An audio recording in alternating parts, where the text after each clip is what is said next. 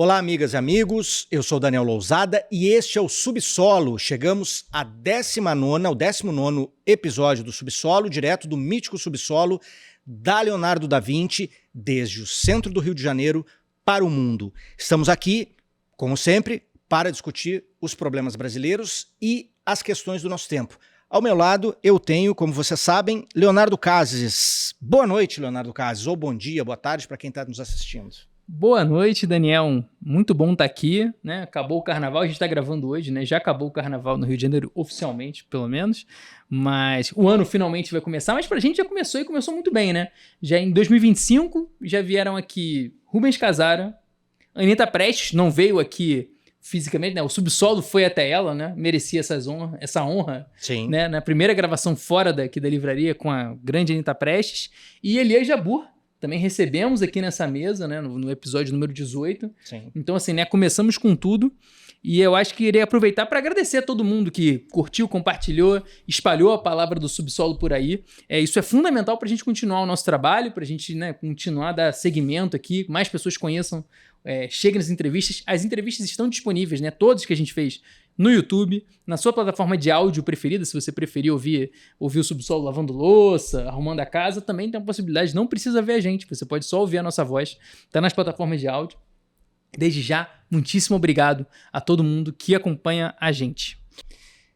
E muito importante, como nós sempre lembramos aqui, na abertura, no encerramento do nosso programa, da nossa entrevista, esse projeto, Subsolo, podcast Subsolo, assim como todos os projetos da Leonardo da Vinci, todos os projetos são feitos com recursos próprios, portanto com muita dificuldade. A Leonardo da Vinci é a mais antiga livraria independente do Brasil, nós temos uma editora independente que edita o pensamento crítico, que coloca debates necessários, nós entendemos, para o Brasil, para a nossa cidade, então nós contamos, nós realmente precisamos do apoio, então se você pudesse, se você conseguisse reservar qualquer valor que for no seu mês para apoiar o nosso projeto, isso será muito importante, isso pode ser feito pelo Pix, que é o nosso e-mail, subsolo@leonardodavinci.com.br. Não tenha dúvida, isso de fato é muito importante para a manutenção e melhoria do nosso projeto, desse projeto independente. Eu estou muito ansioso com a nossa convidada aqui.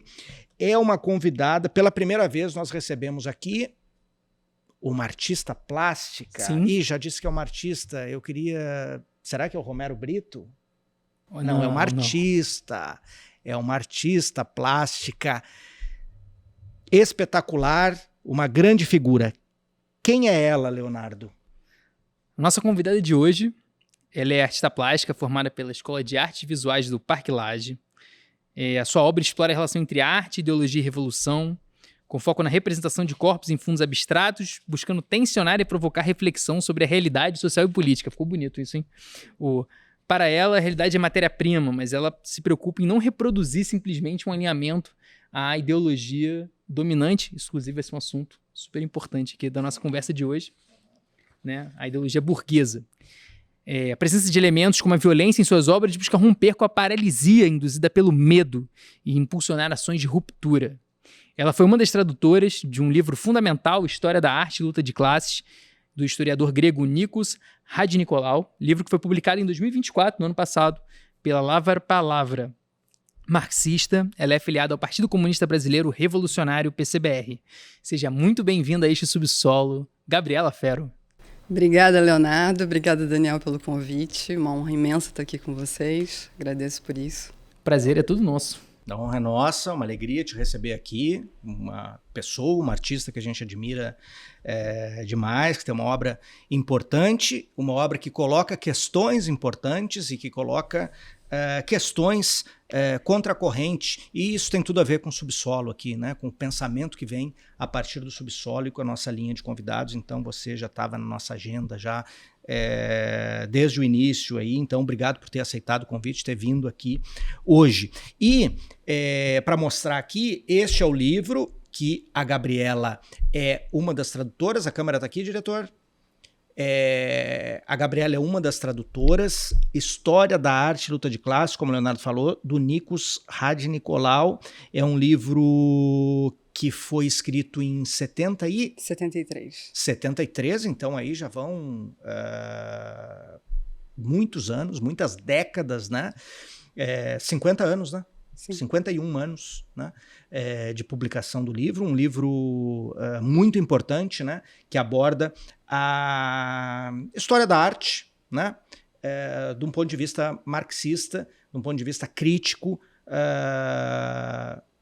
sacudindo os nossos lugares comuns. Então, um livro bastante atual, apesar de, enfim, desse déficit, né, de publicação, que a Lavra Palavra, resolveu agora publicando esse livro. Né?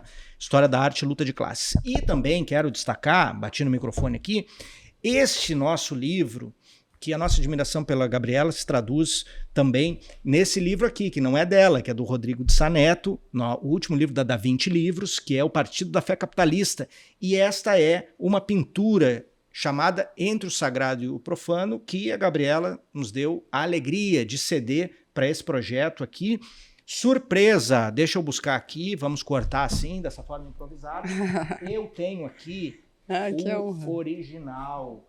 Então, trabalho aqui de uma série da Gabriela sobre religião, né? Podemos aparelhos dizer assim. ideológicos. Aparelhos ideológicos, a religião é um deles, as igrejas, né? E está aqui essa pintura. E aqui a assinatura Fero. É autêntica. Autêntica. Então, a Gabriela é uma artista, além de muito talentosa, muito original, que reflete, né, sobre o seu fazer artístico e que também é uma militante política, uma marxista, milita politicamente, enfim, e se empenha, né, na reflexão sobre a arte, né, sobre a existência da arte em sociedade, digamos assim, né? Vamos começar, a gente vai abordar algumas questões teóricas aqui, né, que estão no livro do Rádio Nicolau, mas vamos começar como ponto de partida aqui numa questão relativa à nossa realidade brasileira, algo mais imediato para a gente extrapolar. Então, como ponto de partida, como é que você percebe, um tema bem contemporâneo, a estética da direita, essa estetização fascista ou neofascista, né, que se materializa no Brasil e se materializa no mundo. A gente tem um triunfo, se eu posso dizer, estético, né, da direita, né, esse discurso das imagens da direita, né? Inclusive com a apropriação de símbolos nacionais historicamente. A gente tem uma origem disso no Brasil também, na nossa história, se a gente pegar o fascismo na década de 30, enfim, e claro, tem um intercâmbio com o fascismo europeu, com todas as experiências que aconteceram na Europa, com o fascismo, com o nazismo, evidentemente com o integralismo aqui no Brasil. Você acha que mais do que a esquerda, a direita compreendeu o papel da disputa estética, né, nesse combate, né, que hoje a gente chama de guerra cultural, mas nesse combate que nada mais é do que a luta de classes, né, e que aquilo que a esquerda entende por decadência, por destruição, por aniquilamento da cultura tradicional, vamos pensar na cultura baseada no ideal iluminista, né? Na ideia do progresso, de todos os valores que estão associados a isso, na verdade é interpretado pela massa que adere a esses ideais, na verdade como uma outra cultura, como uma cultura, na verdade, que combate justamente a decadência ou a destruição que a esquerda defende. Sim, bom, antes de tudo, obrigada, Daniel, pela generosidade da apresentação, Leonardo também, muito bom estar aqui com vocês. Eu acho que esse é um ponto de partida extremamente importante, né? O que eu costumo pensar para a gente voltar no século XX e compreender mais ou menos como a gente chega até aqui, porque se a gente está aqui, todos os passos foram dados para que a gente chegasse até aqui, os impasses da cultura, da estética no Brasil e o recrudescimento do fascismo, todos esses imbricamentos possíveis entre cultura experiência estética, manifestação política, dificuldade de compreender os signos e símbolos que se manifestam. Isso tem uma raiz muito profunda, que é o início do século XX, né? Então, o que eu acho interessante a gente pensar é o seguinte: em 1922, 2 eventos marcam. A gente poderia começar de vários pontos, tá? Só uma sugestão de leitura. Claro.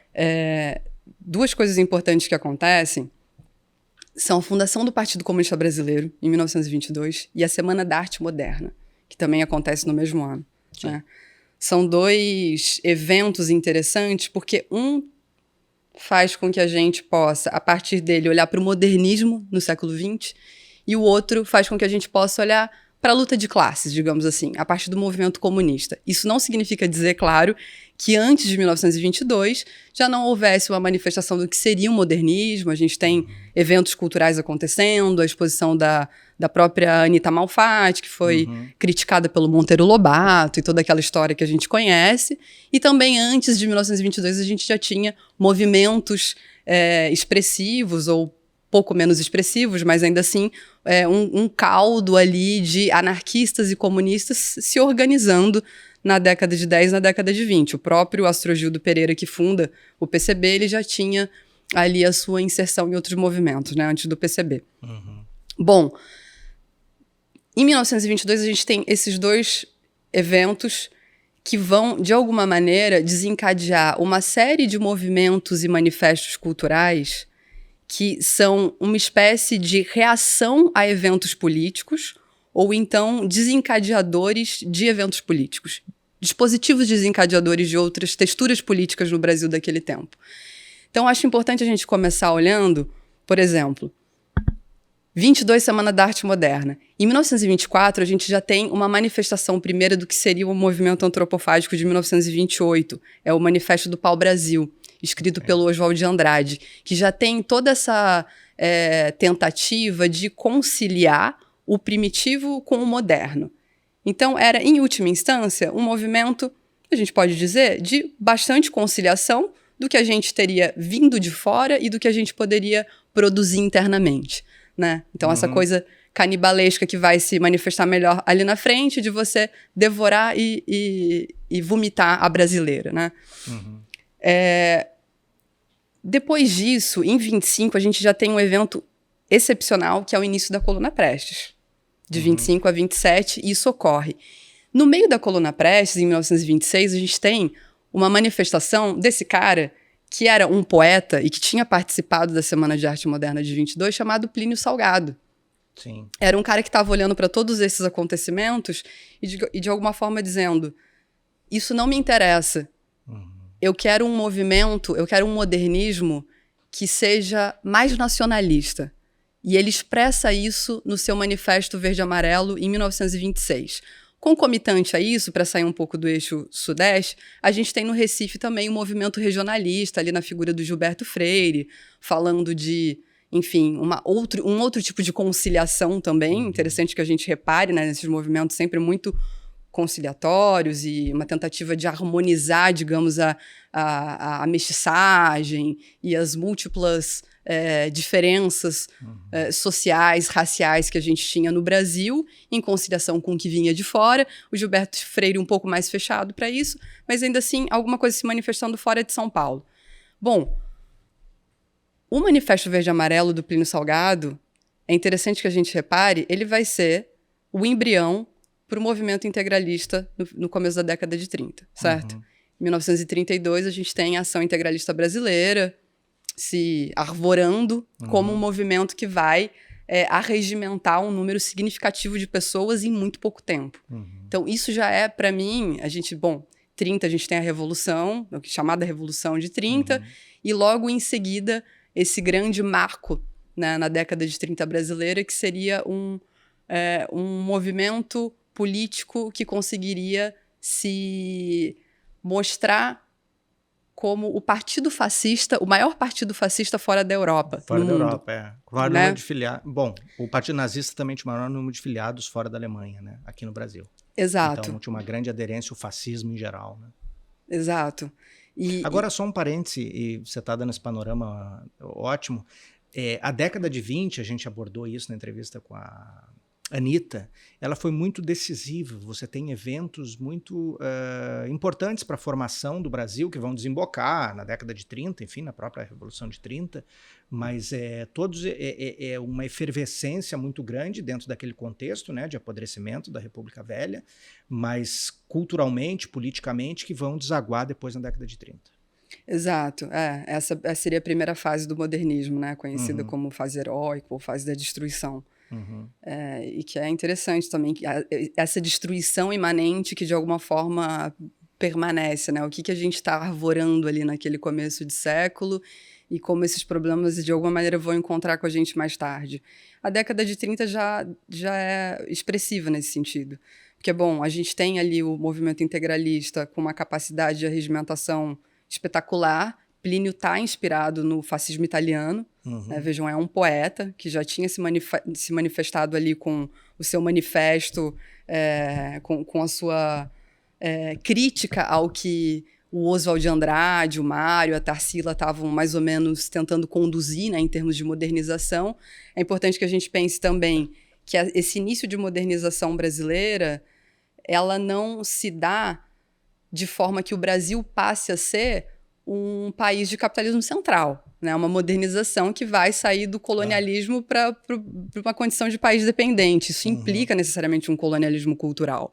Né? Então, essas apropriações que o movimento integralista vai fazendo, de a sua forma também, a gente poderia dizer assim de uma maneira mais vulgar, antropofágica, quer dizer, havia uma reivindicação de que era um nacionalismo que vinha sendo mobilizado pelo movimento integralista.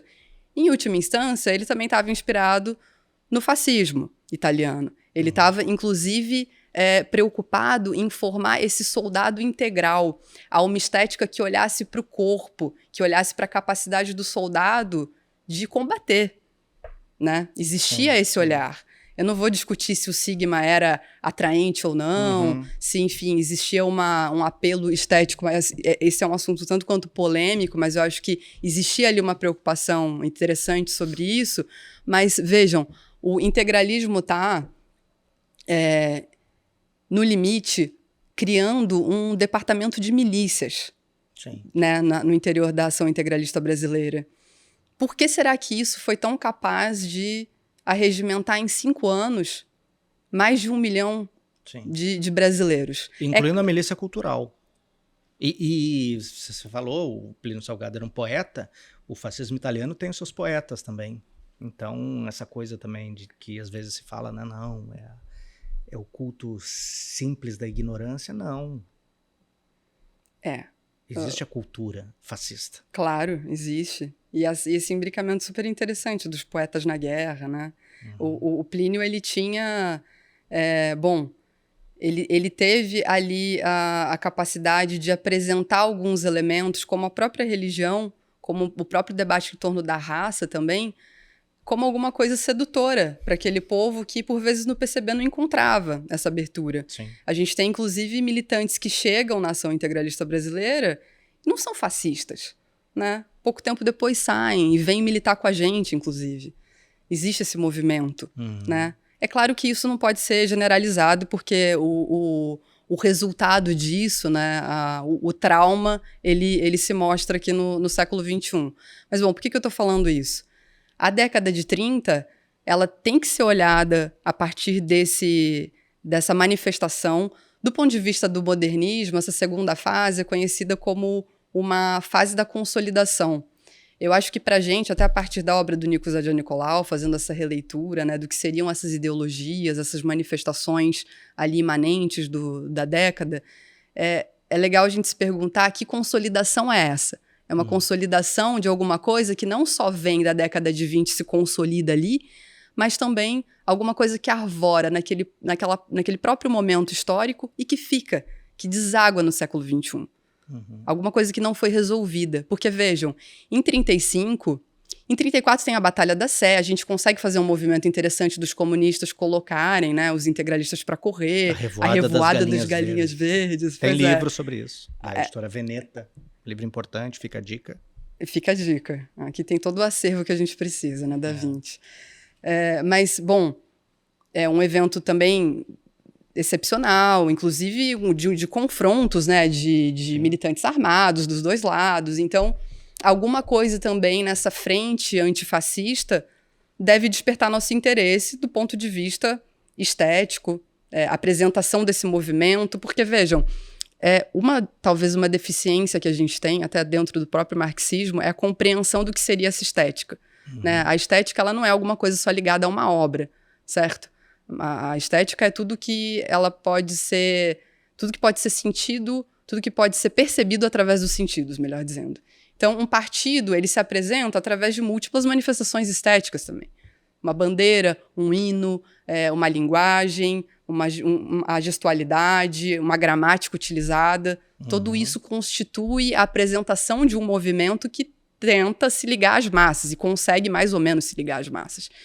A gente está fazendo um movimento interessante, ali na década de 30 também, só que ele não finca tanto a sua bandeira quando a gente percebe ali no desaguar do término do século XX, isso se manifestando, digamos, no século XXI. Por que eu estou dizendo isso? Porque a gente tem a criação da ANL em 35, a chamada intentona comunista vem em seguida, que na verdade a gente chama de, enfim, o levante revolucionário, né, antifascista.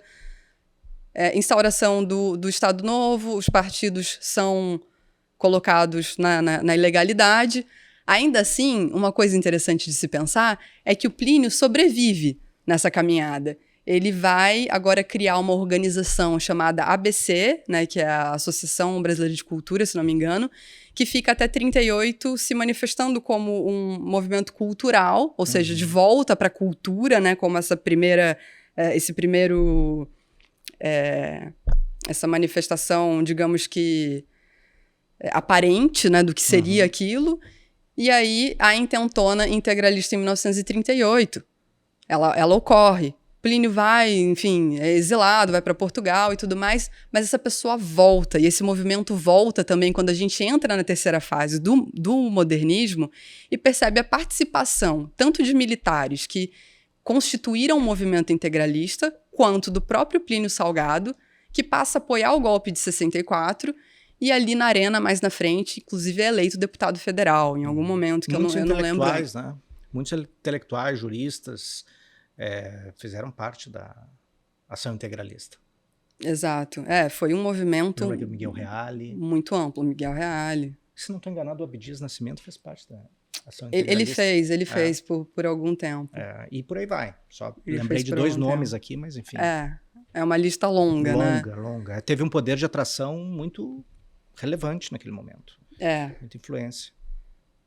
E interessante a gente pensar que hoje isso também se manifesta mais recentemente no espectro bolsonarista, né? Quer dizer...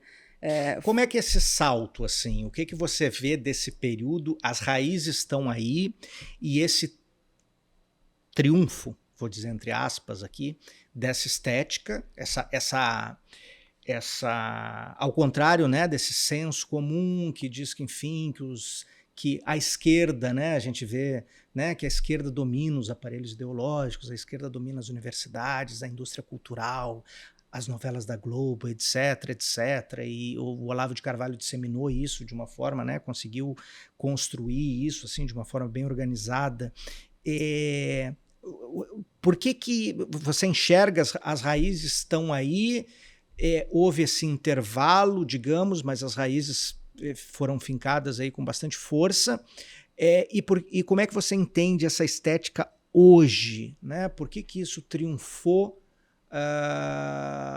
ou ganhou um protagonismo tão grande, essa apropriação dos símbolos nacionais que é praticamente completa, né? Hoje a bandeira brasileira, que já foi reivindicada por diferentes movimentos nacionalistas, né?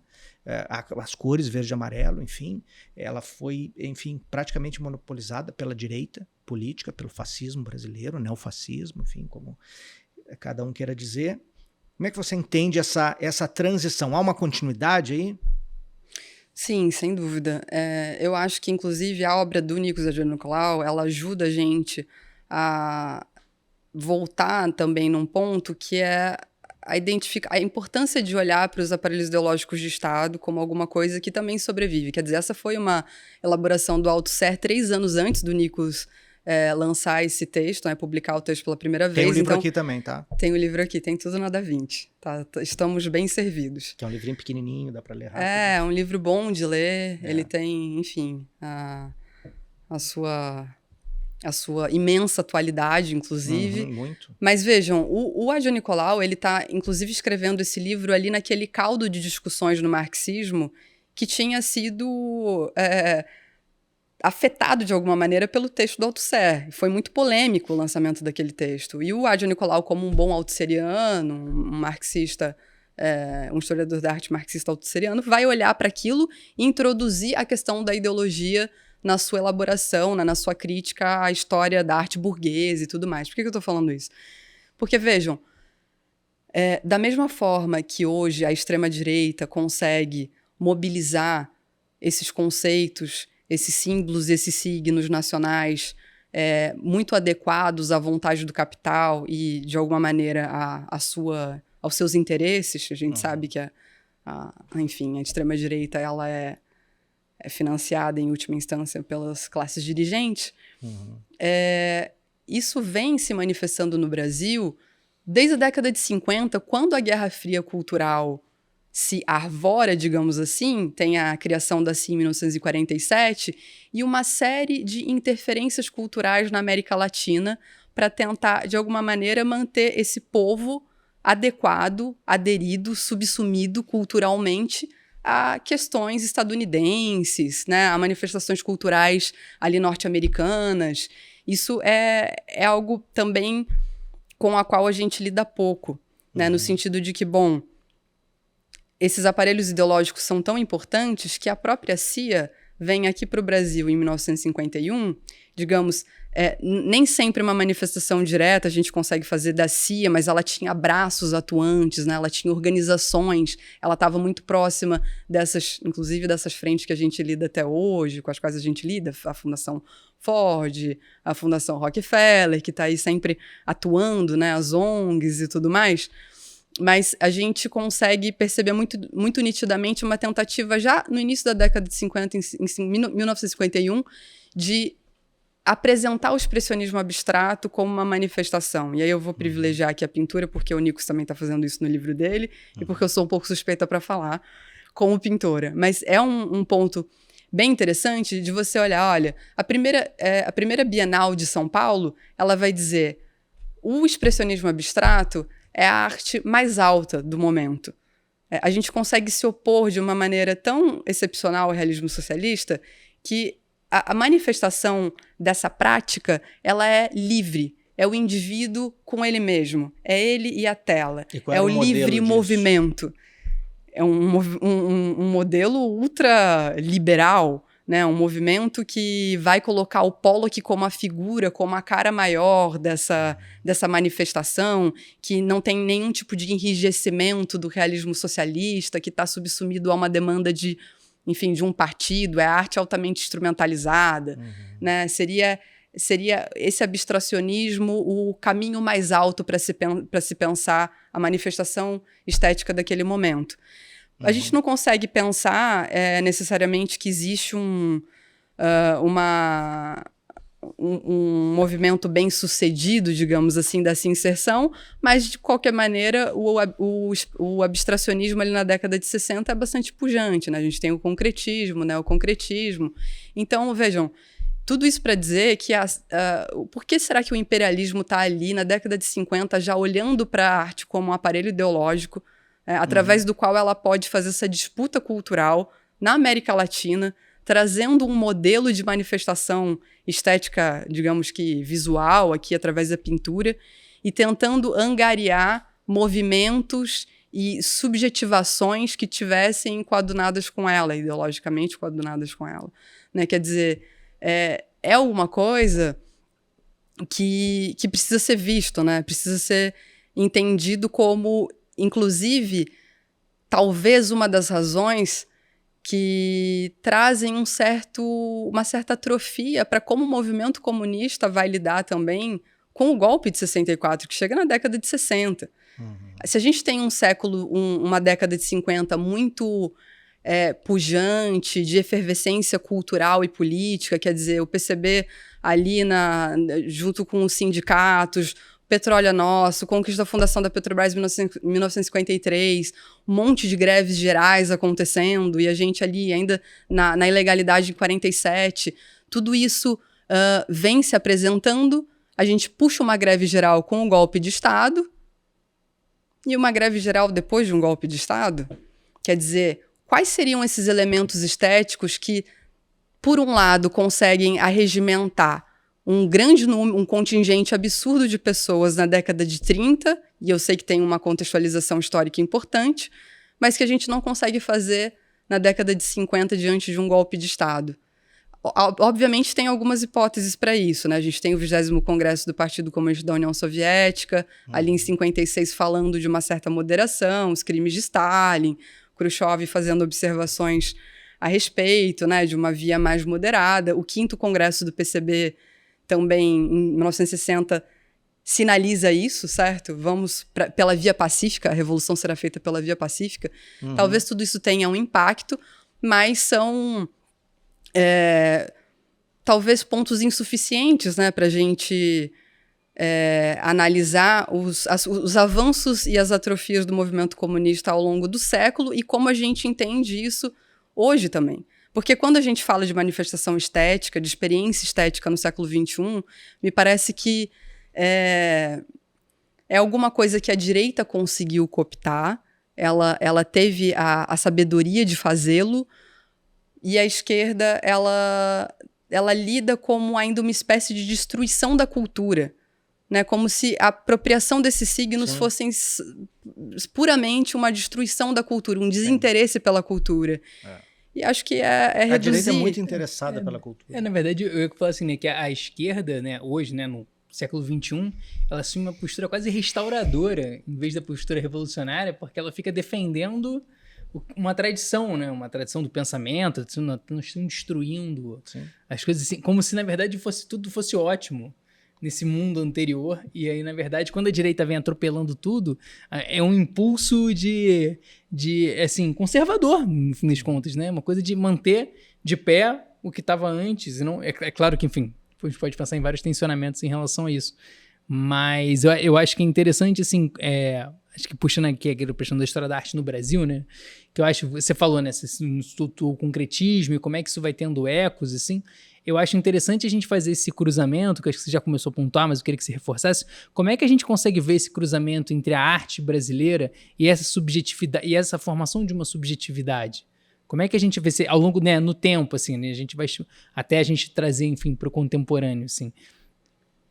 Então, eu acho que eu sou muito afinada com a ideia do professor Vladimir Safatli de que o modernismo todo, ele se apresenta de alguma maneira em 3 matrizes, que seria a matriz antropofágica, a matriz da arquitetura e a matriz do integralismo, né? Ele faz essa leitura de que são 3 eixos que, de alguma maneira, eles vão ser puramente, ou não sei se essa é a leitura exata do professor, mas são 3 eixos absolutamente conciliatórios, né? Eles se manifestam ao longo do século XX, desaguam agora, no sentido de que, bom, o antropofagismo do Oswald de Andrade de 1928, ele vai desembocar na Tropicália na década de 60, a Tropicália se manifesta no Lula I, quando já vem também essa proposta de alta conciliação, com Gilberto Gil sendo ministro da Cultura, quer dizer, parece que é um resgate de tudo isso, agora... mais recentemente, os povos que sobem a rampa, todos juntos, de mãos dadas. Quer dizer, de alguma maneira, isso está correto. Mas o que tem para além disso? É isso de uma maneira acontecendo e, concomitante a isso, um movimento de conciliação com os militares? Um movimento de conciliação com o neoliberalismo? Essas são as nossas pautas levantadas agora também. É possível essa conciliação? Ela é possível? Até onde ela sobrevive? Porque nem eu tenho todas essas respostas. Mas, assim, se a gente for olhar para os nossos últimos 100 anos e entender o que a gente está fazendo agora, não vai ser dialogando com o Múcio da vida que a gente vai conseguir. Mas isso talvez seja na própria raiz dos movimentos, né? Você pega a Semana de Arte de 22, foi no Teatro Municipal de São Paulo, Os artistas eram oriundos da burguesia, ou da classe média alta. Exatamente, a gente não teve... é um movimento de base como... Se pegar um paralelo totalmente diferente, de uma cultura, num contexto diferente. Mas o que foi, por exemplo, a arte soviética nos primeiros anos da Revolução é totalmente diferente, né? Um contexto... Muito diferente. Ela não rompe com o passado. Não rompe com o passado. Ela faz uma cisão, mas tem conciliação, não tem? Você diz a arte da União Soviética? Não, eu tô dizendo a do brasileira. Sim. A brasileira. Não da União Soviética faz uma cisão absurda. Total Absurda. São os momentos de maior efervescência, artística da história, eu diria. Claro. E sim, acho que o problema é esse também. A gente não consegue... Porque, vejam, que figura a gente poderia tomar no século XX que radicalizou a luta e, de alguma forma, também tinha os pés fincados na cultura e ele mesmo um próprio artista? Eu acho que a gente deve olhar para um cara chamado Carlos Marighella. Eu já sei que você ia falar isso. Que era poeta. Que era poeta, ou seja... Aliás, outra dica, leiam a biografia de Carlos Marighella, do Mário Magalhães. Grande livro. Excelente biografia. Que temos aqui na Da Vinci. Claro. Sempre. Então, mas eu acho que esse é um ponto muito interessante. Porque, poeta e carnavalesco, Marighella era. Ele era. Inclusive se tivesse aqui... Organizou um bloco, né? Não me esqueci o nome agora. Se tivesse aqui com a gente, já tá numa ressaqueira comunitária, aqui nessa mesa. Mas eu acho o seguinte, o Marighella, ele... Bom, o que esse cara estava absorvendo em termos de manifestações estéticas, de movimentos culturais na década de 50 e 60, pré-golpe? O que esse cara estava fazendo? Bom, para além de ser um nacionalista, e alguém que, se a gente pega para ler os seus poemas, era realmente interessante o que ele estava escrevendo, a forma pela qual ele se comunicava. Tem poemas do Marighella super novo, né, e que são excepcionais. Marighella passou 53 e 54 na China. Ele faz uma viagem à China. E ele fica ali por 2 anos absorvendo uma série de elementos, uma série de características desse movimento cultural, que ali já estava um pouco mais inserido no realismo socialista. Não, na verdade, a Revolução Cultural começa em 66. Ali mas havia alguma manifestação nesse sentido também, né? Era múltiplo, porque, inclusive, Mao Tse-tung fazia essa defesa, né? Ele tem aí seus discursos, inclusive, citados aqui no livro, de que sem flores desabrochem, que sem escolas rivalizem. Ele fecha um pouco mais depois, mas o Marighella estava olhando justamente para os países que faziam a transição ao socialismo, que tinham passado por um movimento revolucionário, e observando como isso poderia, lá mais tarde, em 68, e ele vai, obviamente, se dar conta disso, poderiam ser caminhos interessantes para a criação da ALN. Né? Então, em 1967, inclusive antes do AI-5, Marighella visita Cuba. E há registros de que lá ele vai entender a música cubana, as múltiplas manifestações da pintura, do desenho, do teatro cubano. Existia uma preocupação desse guerrilheiro e desse militante comunista em assimilar esses elementos e trazer para cá. Né? E pensar essa organização de um movimento revolucionário, quando, enfim, ele rompe com o PCB e também é expulso do partido e cria a ALN. Mas eu digo que é interessante a gente olhar para isso porque existem duas linhas de raciocínio possíveis a partir do poeta Plínio Salgado e do poeta Carlos Marighella. Um fincou a bandeira no século XXI, me parece. A gente vê o bolsonarismo se manifestando, trazendo elementos do integralismo, do Deus, Pátria, Família, trazendo a questão do verde e amarelo, alguma coisa que a classe trabalhadora não entendeu o que significava, de pronto, elementos ligados ao integralismo, ao movimento fascista. Eu estava conversando com um camarada de Macaé, aqui no interior do estado, que ele é, entre muitas coisas, um entregador. Ele falou, olha, na favela que eu moro aqui, que é dominada pelo tráfico armado e tal, uma favela relativamente grande do interior, ele fala, olha, os moradores aqui da minha comunidade, eles não sabiam o que pensar sobre o bolsonarismo. Mas uma coisa que era bastante pujante era essa associação de um movimento político ligado à igreja, ligado a Deus. Existia uma capacidade de tração convocatória dessas massas para aderirem àquilo muito grande. Depois, com o trabalho, inclusive, de base que ele faz ali, ele foi mostrando essas associações com movimentos conservadores, com o que foi o fascismo italiano, por exemplo, quando ele pega o movimento integralista, isso foi despertando alguma coisa, né? E essas pessoas conseguiram, inclusive, pelo resultado concreto do que foi o bolsonarismo, sentir na pele o que aquilo significava, né? Do ponto de vista da possibilidade de manutenção da própria existência, né? E aí foi havendo uma certa ruptura, um distanciamento, enfim, uma crítica, pelo menos menor que seja, com aquilo que tinha se manifestado como um movimento político ligado enfim, à religião e tudo mais. Mas a gente não conseguiu, eu acho, essa é uma crítica que a gente precisa ter, a gente não conseguiu elucidar e desvelar esse movimento. Talvez pelo nosso próprio movimento conciliatório, concomitante a esse, de, arvora o recrudescimento do fascismo brasileiro arvora. Como que a gente lida com isso? A gente não teve nenhuma classe trabalhadora pronta para identificar esses elementos e reagir a esses elementos. Identificar de onde ele vem. É brasileiro, mas é mundial. Não, mas, também, mas acho que tem um ponto que acho que a Gabriela toca, que assim, se você pensar a dimensão estética como uma espécie de uma pedagogia das sensibilidades, né, do modo de perceber o mundo, de leitura de mundo, você vê que, assim, o que o Bolsonaro oferecia, o bolsonarismo oferecia, era algo muito poderoso, mobilizava símbolos de vitalidade, de força, assim, eram afirmações que tocavam fundo nas estruturas da nossa sociedade, né? Patriarcal, masculinista, né? Misógina. Assim, ele calava fundo, né? Dialogava de alguma forma, assim, conseguia tocar nessa percepção nessa dimensão mais sensível, uma estética que reafirmava valores que já estão na nossa sociedade extremamente conservadora, extremamente violenta, né? Que é desafirmar esse lugar, e ainda mais no momento que você começa a ter pequenas, né, transformações importantes, mas ainda tímidas, em relação à emancipação de vários grupos sociais, você tem uma resposta estética que afirma o que? Para mim, tem uma coisa, o capacete do motoqueiro com a bandeira do Brasil, que se tornou uma parada assim. Teve dinheiro, mandaram fazer, distribuíram por aí, mas não importa. Até hoje, você anda pelo Rio de Janeiro, qualquer cidade, não só no Rio de Janeiro, você vê motoqueiros com um capacete, com aquela bandeira do Brasil, que tem um estilo, que tem uma coisa ali que tá ligado. Tem pertencimento.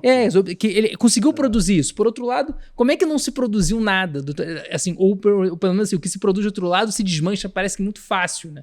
De alguma forma não conecta, é a nossa conciliação, é a nossa, né? Onde é que a gente foi parar? E eu fico pensando um pouco, né, a história da arte brasileira na segunda metade do século XX, né?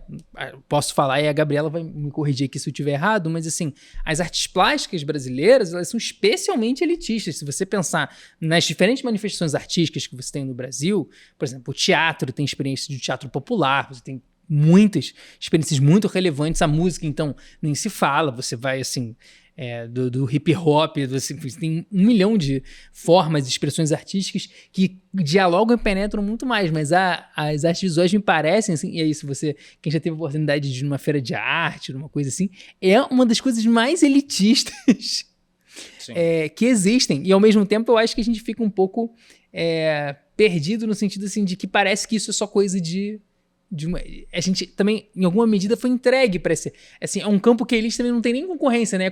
Quase como se fosse como não fosse um assunto, por exemplo, da classe trabalhadora, né? Queria que você falasse um pouco sobre isso, assim. Como é que a gente abriu mão dessa disputa, né, estética dentro da luta de classe, luta ideológica, assim? Eu acho que esses espaços foram todos cooptados também, né? O capital faz isso com tudo, na verdade. E as artes plásticas hoje, elas são absolutamente... Porque existe toda uma fala em torno da arte contemporânea, do que a gente entende por arte contemporânea, que está existindo uma revolução nas artes. Porque, de alguma maneira, ela foi muito elitizada, mas hoje a favela frequenta o museu. Isso é uma bobagem. O povo está no museu, o povo está inserido. E vejam, isso é tão engraçado, porque... Eu não estou dizendo que não tenha existido em alguns momentos esparsos, uma inserção da classe trabalhadora periférica em determinadas exposições, mas não tem como generalizar uma coisa dessa, e muito menos dizer que isso é o suficiente. Claro. E por que eu digo isso? Porque se você for olhar, o neoliberalismo ele entendeu que ele precisa ser inclusivo. E se ele precisa ser inclusivo, ele vai tentar ser inclusivo por todos os lados. Inclusive as artes plásticas hoje, elas são muito sobredeterminadas pela manifestação do desejo capitalista. Sim. É isso que a gente vê acontecendo na pintura. Se a gente pega aquela obra da Tarsila do Amaral lá do começo da década de 20, que é a Torre Eiffel no meio de Madureira, olha só isso. Foi uma escolha da Tarsila pintar dessa forma. Ela poderia ter dado luz a outras coisas, a outros elementos. Ela, naquele movimento de conciliação do primitivo com o moderno, ela vai falar, olha, Madureira, um bairro do Rio de Janeiro, com pessoas transitando em volta desse coreto que de fato existiu, esse coreto em Madureira, ele era uma homenagem a Santos Dumont. Então, pelo voo do Santos Dumont, vamos colocar uma Torre Eiffel aqui, e ela escolhe pintar aquilo, iluminado, com pessoas transitando em volta, com bandeiras, um dia reluzente. Se a gente pensar, essa obra da Tarsila, ela poderia muito bem, de certa forma, eu estou reduzindo um pouco aqui, mas ela poderia se apresentar hoje com essas pessoas, de alguma forma, vibrando com aquele elemento europeu exatamente no centro da pintura. Porque, em última instância, é isso. A gente tem, na verdade, um esmaecimento do que seria a luta, do que a gente chama, pessimamente, de pautas identitárias. As lutas anti-opressão, elas foram totalmente ligadas às demandas do capital, e isso não aparece de forma escancarada. Mas é um desejo capitalista que está sendo navegado nas artes plásticas, que você se esbarra com aquilo e fala, bom, que legal, eu me sinto pertencente a isso. Portanto, eu estou inserido, porque eu posso chegar lá também. Isso acontece o tempo todo.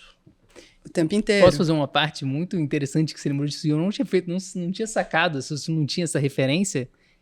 A Torre Eiffel em Madureira, da Tarsila, retorna no carnaval de 2020, final de 2010, não vou lembrar agora o ano, 18, 19, enfim, com a Rosa Magalhães na Portela, que é a moderníssima Madureira. Ela faz um enredo de carnaval e desfila a celebração da Madureira moderna. O que você disse, no carnaval, que é uma festa que tem um seu caráter pedagógico, no sentido que traz à tona determinadas coisas, mas o que ela traz é essa exaltação de uma Madureira moderna, o que, no fim das contas, até eu lembro desse desfile, ficou uma coisa, curiosamente, completamente fora de lugar. E não fazia o menor sentido, na verdade. Eu lembro de um certo estranhamento, e aquilo ali já não fazia mais nenhum sentido.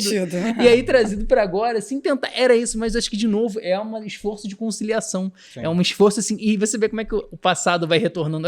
Olha como entra do lá e retorna por essas mediações. Rosa Magalhães, grande carnavalesca, mas Escola de Belas Artes da FRJ. Essa circulação que passa pela academia, que vai para a universidade e retorna numa festa popular, que é o carnaval, reafirmando esses símbolos, né? Que nada mais é do que são formas de celebrar uma conciliação que só simbólica, talvez. E você falou talvez um termo também logo no início, que é a cooptação, né? Isso acontece o tempo inteiro, né?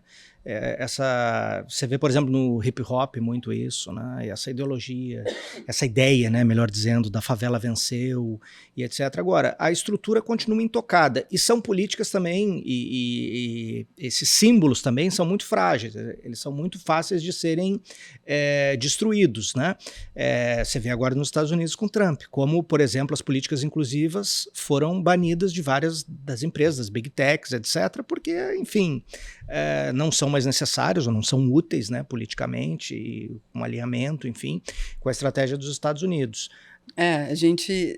A música eu acho que é um belo exemplo disso, né, porque a gente tem talvez uma reivindicação no sentido de que a arte hoje, as artes plásticas, elas são menos populares, elas têm menos capacidade de inserção em territórios marginalizados. Concordo, e é absolutamente certo pensar dessa forma, até porque os espaços pelos quais a arte, em geral, está transitando no âmbito da pintura, por exemplo, ainda são, bom, museus que estão localizados em espaços de difícil acesso. Inclusive, a própria Constituição, as instituições brasileiras, elas têm esse interesse. Eu lembro uma vez que eu estava no Parque Lage, em 2013, e eu ouvi um professor, um crítico de arte importante aqui conhecido, dizendo que as coisas estavam indo muito para a periferia, que deveria ficar. Precisava continuar centralizado na Zona Sul, que senão poderia, eu lembro o termo que ele utilizou, virar uma bagunça. E esse mesmo crítico, esse mesmo professor, ele se manifesta hoje muito favorável, eu acho que ali ele ainda não tinha entendido a força da cooptação, mas hoje ele se manifesta muito favorável às pautas identitárias nas artes, no sentido de que as mulheres, elas derrubaram a porta, elas chegaram dominando tudo, agora é a vez dos LGBTs, são os movimentos negros, os imigrantes, todos eles estão nas artes hoje, todos eles podem falar, só que eles falam sobre o quê? Né? Eles falam sobre o quê? E eu acho que a questão do desejo é o decisivo. Não é sobre luta de classes. Não é sobre luta de classes. Não é sobre luta de classes. Definitivamente não. Não é sobre a mudança da estrutura. Existem filtros, né? Claro. Não, mas claro, a Gabriela falou sobre o desejo. Eu queria... Você estava complementando, você ia complementar assim para falar sobre o desejo. Eu queria que você... Então, eu acho que é isso. A questão toda pra gente, pra quem tá, pelo menos, interessado numa mudança, numa ação disruptiva através da estética, da cultura, das artes, é você pensar que, bom, não significa tomar a arte como um elemento ultrapedagógico e falar, olha, eu estou ensinando na minha pintura o que são as formas sociais do capital. Então, claro. Forma política, forma jurídica, valor, dinheiro, mercadoria. Não se trata disso, mas se o horizonte, se a estratégia socialista está posta, esse tipo de preocupação tem que existir. Não é na manifestação, não é na experiência estética em si que isso acontece. Não necessariamente, pode ser também, porque eu acho que os desafios nossos hoje são tantos que tá tudo é bem-vindo. Né? Não dá para dizer que... Acho que não serve parnasianismos e qualquer outra coisa que não atenda, de fato, aos nossos interesses. Você recuperar em seguida.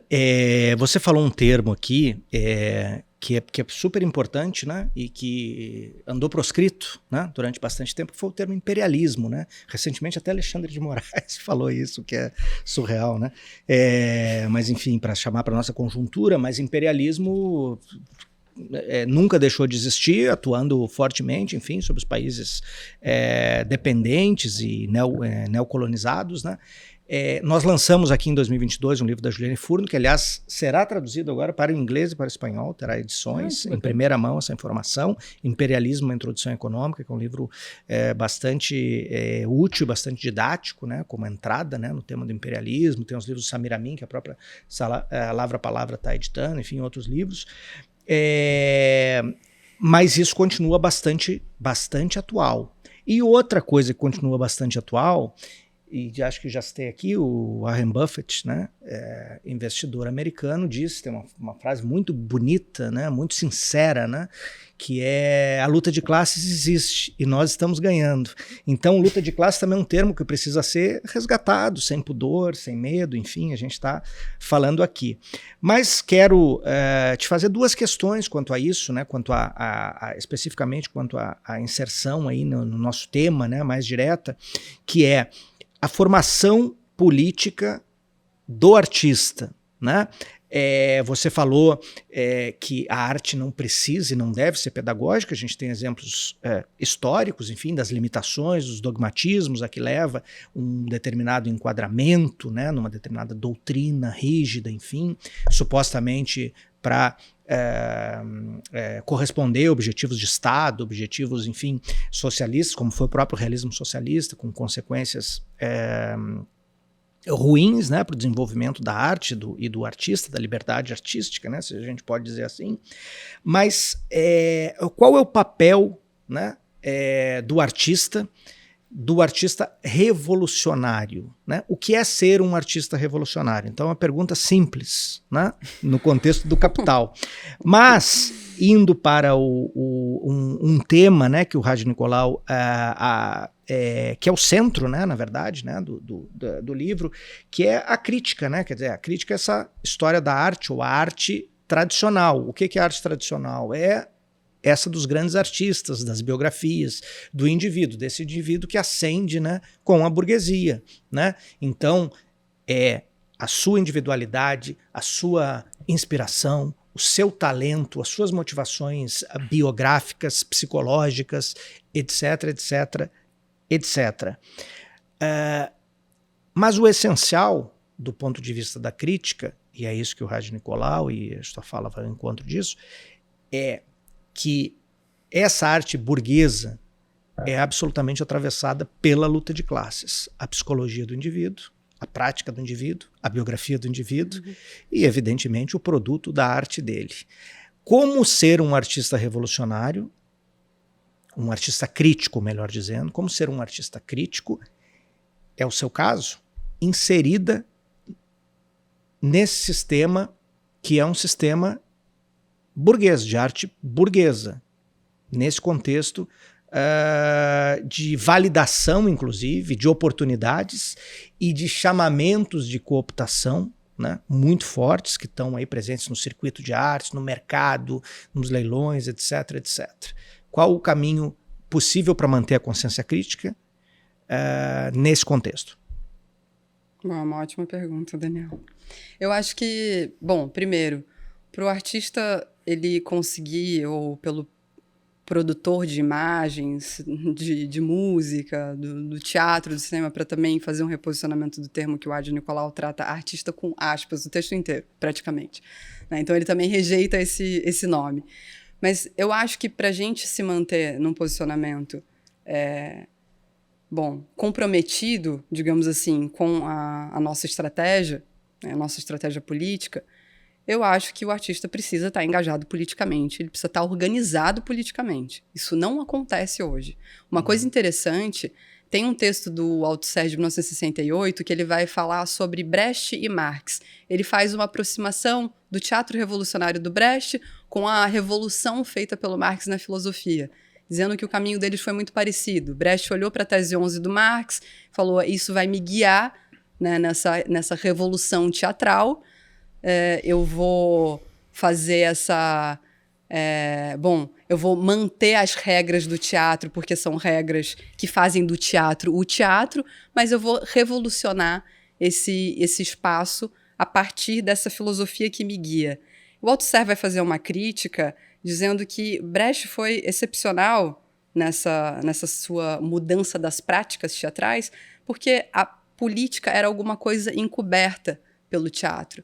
Ela era esmaecida. O teatro ele era utilizado, assim como outras manifestações estéticas, para, de alguma maneira, ofuscar essa textura social. O debate político, através da ideologia, claro, ele era mostrado de outra maneira.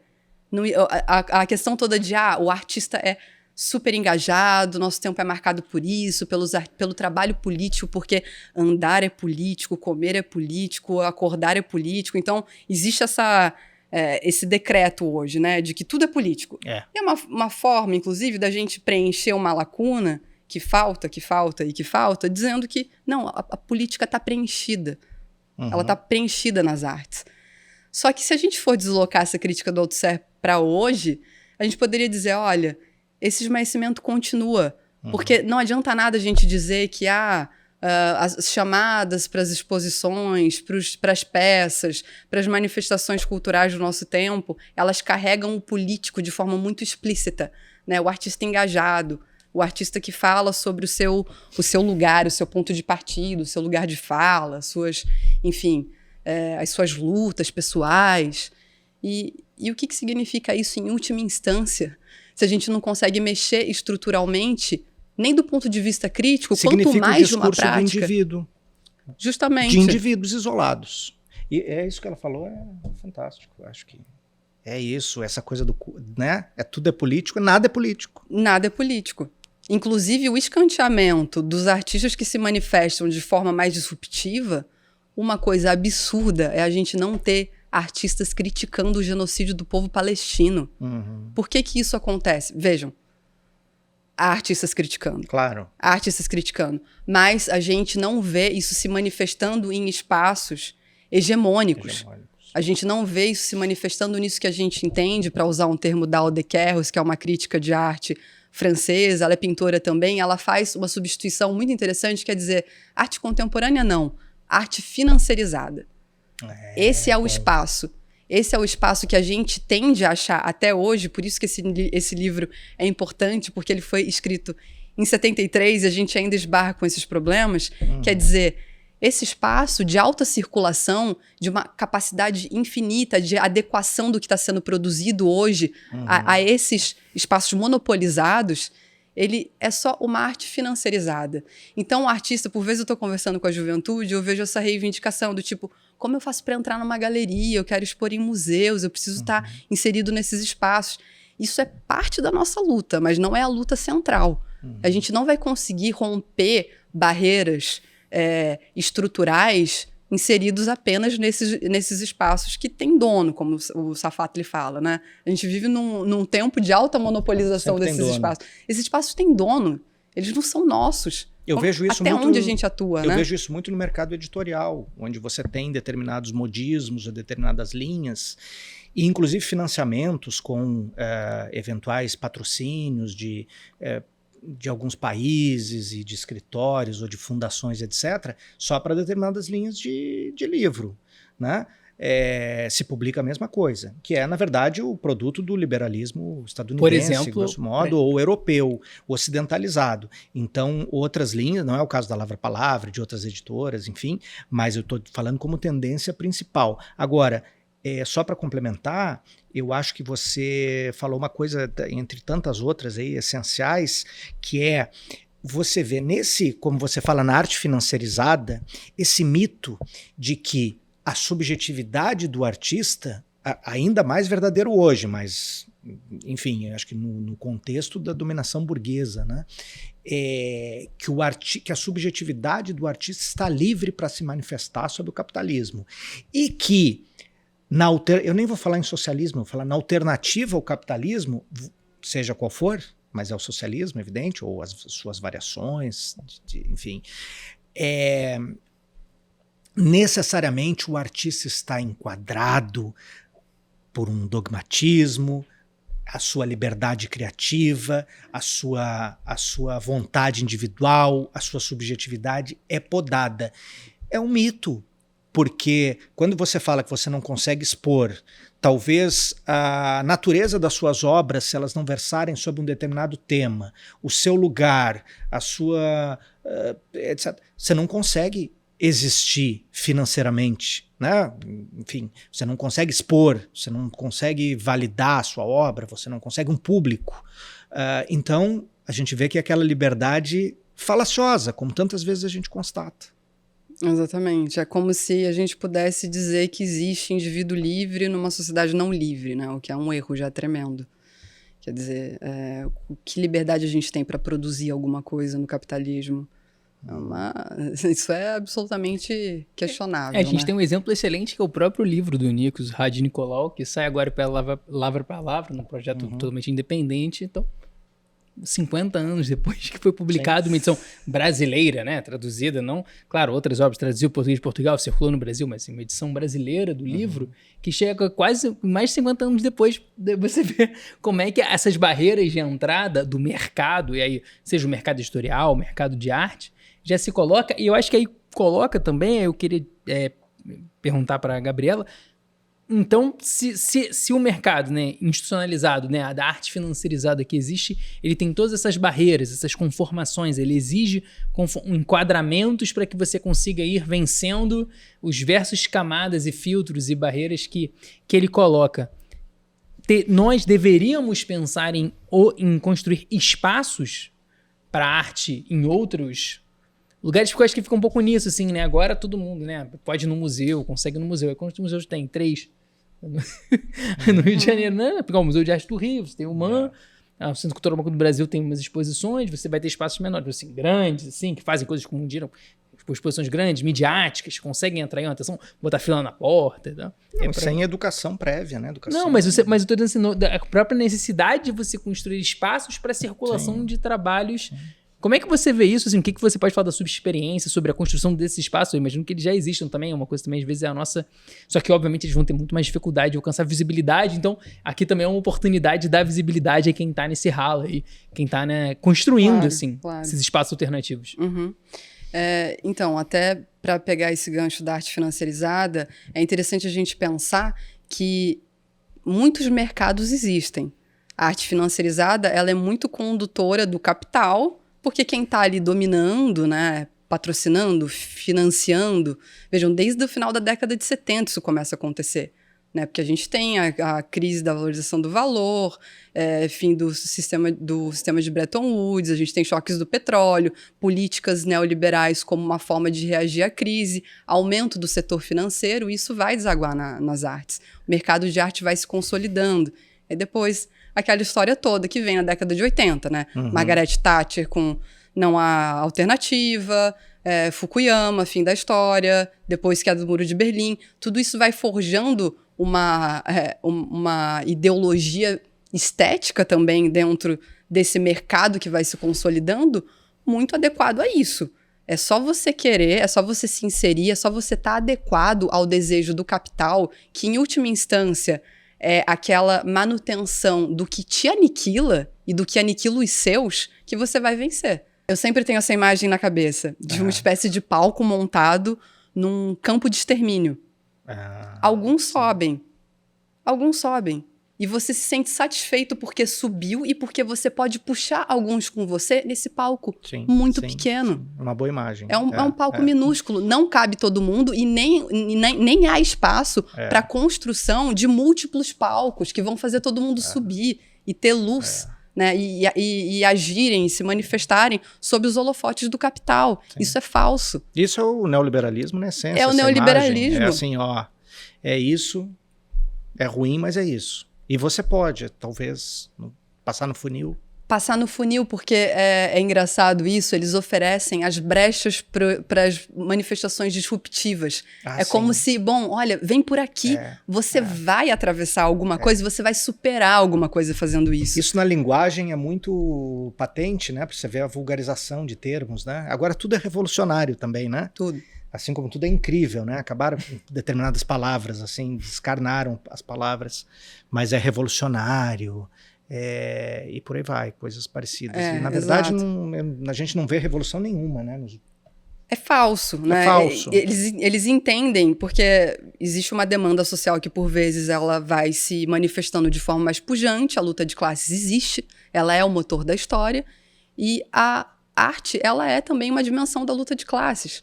A história da arte é uma história em disputa. A arte, enquanto conceito, é alguma coisa em disputa. A ideologia visual de um tempo está em disputa. A ideologia é uma forma histórica. Ela sempre está se manifestando a despeito do modo de produção. Para responder a tua pergunta, Leonardo, eu acho que a gente tem que, inclusive, investir na construção da nossa aparelhagem, né? O Subsolo, por exemplo, é um exemplo disso. A Da Vinci, a Livraria Da Vinci é um exemplo disso. É um território que, segundo Althusser, poderia ser chamado de ilhotas, de repente. A gente está aqui conversando sem uma razão mercantil determinando o nosso pensamento, a nossa capacidade de articulação. Aliás, somos anti-mercantis, porque o que mais a gente tem é projetos, enfim, que no máximo, eu estou dizendo, se pagam. Isso não é retórico, é porque faz sentido para nós. Faz sentido. E esses espaços existem. E a gente tem que potencializar esses espaços. O PCBR, por exemplo, agora no seu 17º Congresso Extraordinário, a gente tirou um entendimento, inclusive, que na cultura é preciso profissionalizar os nossos militantes que estão ativos no âmbito cultural, como também procurar esses espaços populares para a inserção do que está sendo produzido. Não é olhar para esse espaço, para essa arte financiarizada como o caminho possível. Porque é claro que ali existe a possibilidade de um e outro se inserir, conseguir apresentar um trabalho revolucionário que fala de superação do modo de produção capitalista. Pode ser, só que não vai ser a maioria. E vai se diluir também. E vai se diluir, claro. Agora, uma questão bem concreta aí para pegar o que você falou. Hoje um artista você produz, digamos, uma série de obras sobre o genocídio palestino, né? Como em história chama, sei lá, produzir um saber histórico, a história imediata. Não sei se poderia dizer arte imediata. Você quer expor na cidade do Rio ou de São Paulo. O que acontece? Depende de onde você vai. Depende de onde você consegue, no mínimo, dialogar a respeito, porque nem o diálogo é sempre possível. E por quê? Porque é um espaço com alta circulação, eu diria até de agentes do sionismo brasileiro. Uhum. Isso é um fato. Galeristas, colecionadores que não estão minimamente interessados nisso. Né? E outros que não têm uma ligação direta, mas ficam com medo. Sim, existe um receio. Existe um receio. E tudo mais. Existe um receio. E eu acho que é muito bom que a gente consiga penetrar nesses espaços, mas é aquilo. Eu acho que o mais importante é a gente conseguir olhar para as múltiplas formas de manifestação, os múltiplos espaços possíveis e ainda inexistentes que a gente precisa criar, de alguma maneira, para fazer isso circular. Né? Não é uma tarefa fácil. E você, com a sua produção, você acha que já perdeu oportunidades, foi podada por conta da sua militância, do seu discurso, da sua posição política, enfim? Sem dúvida. Existe um assédio muito grande no sentido de colecionadores, galeristas que fazem contato, mandam portfólio, vamos conversar, mas aí a coisa vai ficando um pouco mais dificultosa, né? Parece que sempre existe uma tentativa de, pelo menos, conduzir isso para um outro lugar possível. Sim. Né?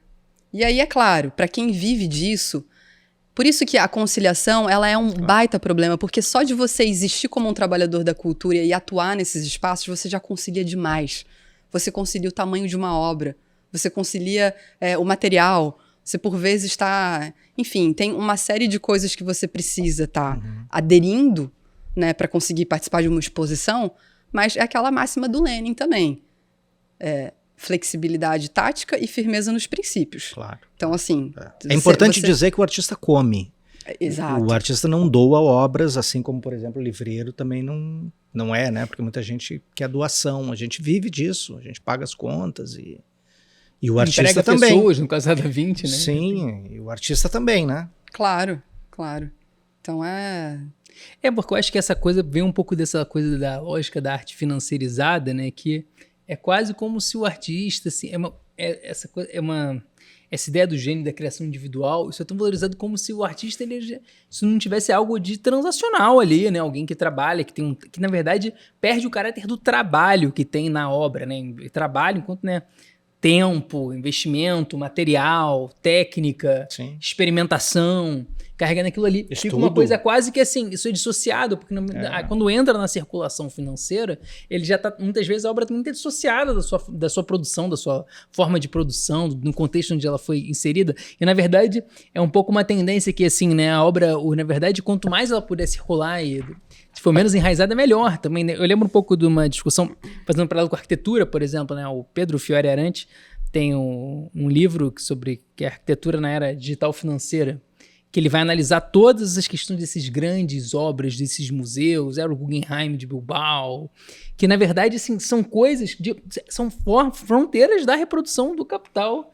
financeirizado, na arquitetura na era digital financeira, que tanto do ponto de vista técnico, que você permitiu que você construísse coisas que antes não eram possíveis por conta dos modelos computacionais, de desenhar e você conseguir alcançar, digamos, na própria técnica construtiva, como também você coloca um prédio numa cidade e que ele pode estar em qualquer cidade, que na verdade não importa onde ele vai estar.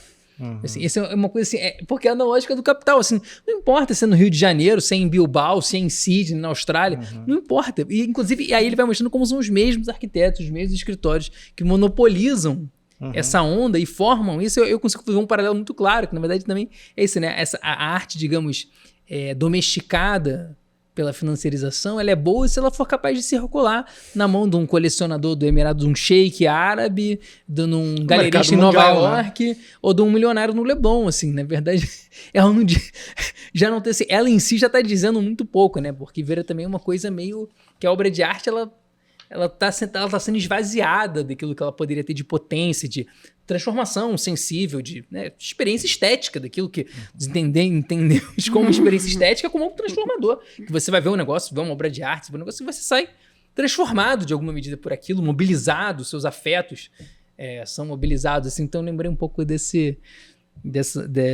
coisa. E aí, assim, fazendo uma conexão que eu achava que era muito importante a gente conseguir falar, nem sei como é que tá o nosso tempo, porque eu tô sem relógio, Estamos encaminhando para o final. Já tô perdido. Então, queria muito que você falasse sobre o quadro que acabou, né, se tornando a capa do livro do Partido da Fé Capitalista, porque... Entre o sagrado e o profano. Entre o sagrado e o profano, que eu acho que é também uma forma, né, virar capa de livro, eu não sei como é que é pra você como artista plástica, porque é uma forma de circulação da sua obra em outra... Claro. Em outro suporte, em outra dimensão, assim, mas queria que você falasse um pouco sobre esse quadro, assim, enfim, como é que ele se insere no seu trabalho, assim, como é que você viu essa transformação disso, algo que você pintou como um quadro virar capa de livro, tá na vitrine da livraria. Claro, deixa eu só fazer uma observação sobre isso que você falou. Eu acho muito importante que a gente reivindique hoje o papel do artista engajado politicamente.